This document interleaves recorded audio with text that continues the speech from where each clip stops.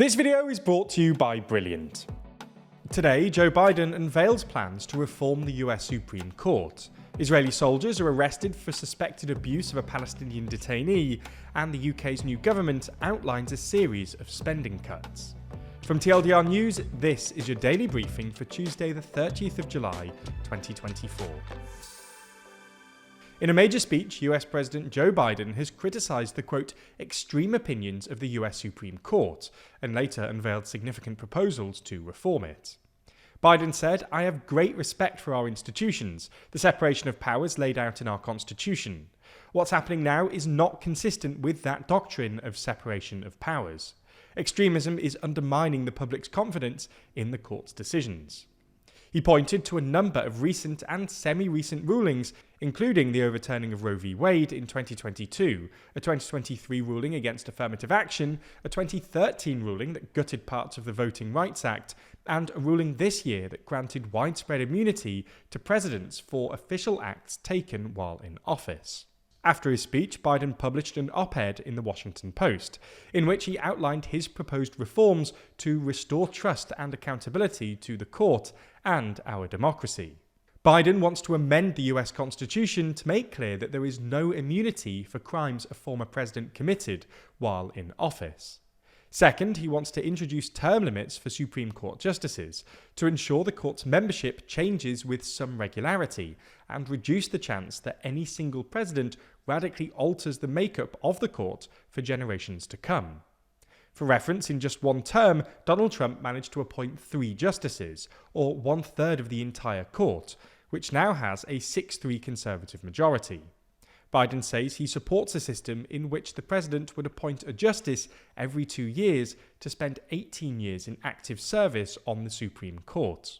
Finally, Biden wants a binding, enforceable code of conduct for Supreme Court justices, which would require them to disclose gifts, refrain from public political activity, and recuse themselves from cases in which they or their spouses have financial or other conflicts of interest. This comes after a series of ethics scandals surrounding Justice Clarence Thomas and his wife Ginny Thomas.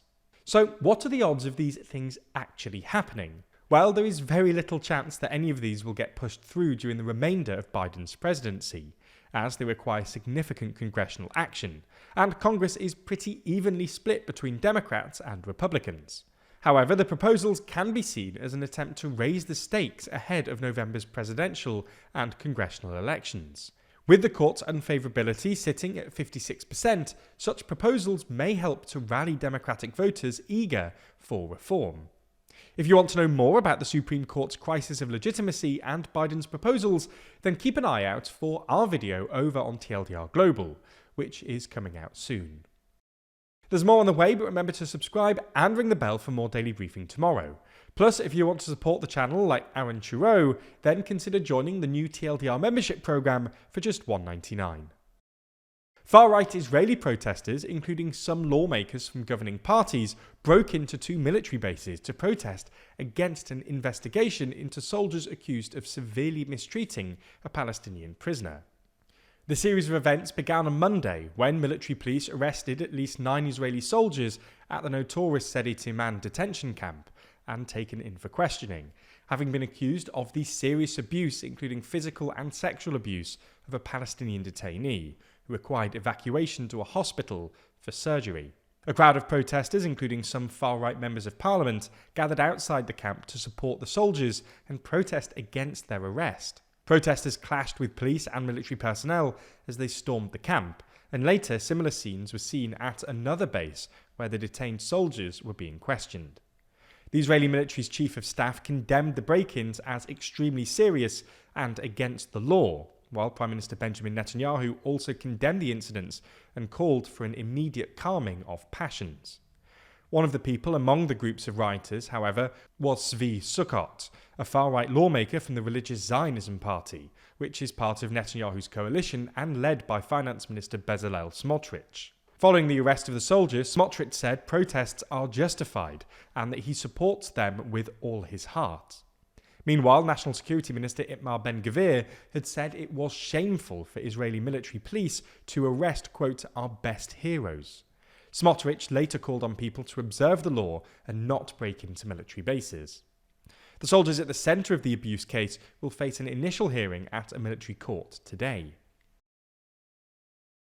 On Tuesday, the European Union Agency for Fundamental Rights published a new report alleging serious human rights violations against refugees and migrants at the EU border.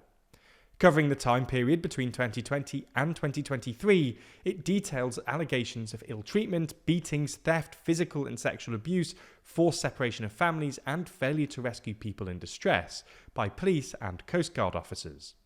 For context, Article 47 of the EU Charter provides that everyone whose rights and freedoms guaranteed by EU law are violated has the right to an effective remedy and a fair trial. However, the report notes that victims of human rights violations at borders find it difficult to initiate legal proceedings, or are afraid of the consequences, and so few cases make it to court, and even fewer result in convictions. The report concludes that there are very few national investigations of incidents resulting in the loss of life and alleged ill treatment of migrants and refugees at borders, and that very few national court proceedings lead to convictions. As well as more effective investigations, the report recommends preventative action at borders, such as clear instructions on zero tolerance of abusive behaviour, name or number tags to identify officers, and better monitoring of activities at borders. On Monday afternoon, UK Chancellor of the Exchequer Rachel Reeves made a statement on the Labour Party's public spending inheritance. As part of this, she claimed that she had found a £22 billion black hole in public finances, something that she claimed needed addressing. In order to do so, Reeves announced a raft of spending cuts. The largest of these was a decision to cut the winter fuel payments to pensioners that are not on pension credit or other means-tested benefits. Additionally, she's announced that she'll scrap the cap on the amount that people in England pay for social care, cancel a planned road tunnel under Stonehenge, cancel plans for a new qualification to replace A-levels and T-levels, stop non-essential government spending on consultants, and scale back government communication and marketing spending. This was something that the Shadow Chancellor Jeremy Hunt claimed was a shameless attempt to lay the ground for tax rises later in the year. And finally, in some uplifting news, there were no reported cases of guinea worm disease anywhere in the world in the first 3 months of 2024, according to the Carter Center, raising hopes that the disease can be eradicated.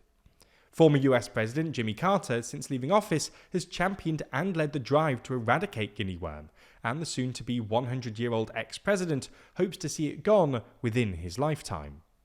Nearly 900,000 cases were recorded back in 1989, but by 2023 there were just 14 human cases worldwide.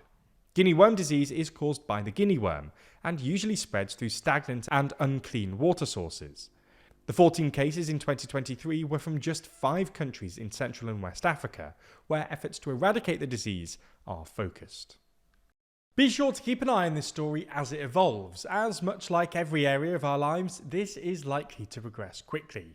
In fact, if you're feeling left behind by the news cycle and fast developments in AI and tech, you'll want to check out Brilliant. Brilliant is where you learn by doing, with thousands of interactive lessons in maths, data analysis, programming, and AI. Learning a little every day is one of the most important things you can do, both for personal and professional growth. Brilliant helps you build real knowledge in minutes a day, with fun lessons you can do whenever you have time. It's the opposite of mindless scrolling and truly helps you to learn quickly, kind of like TLDR.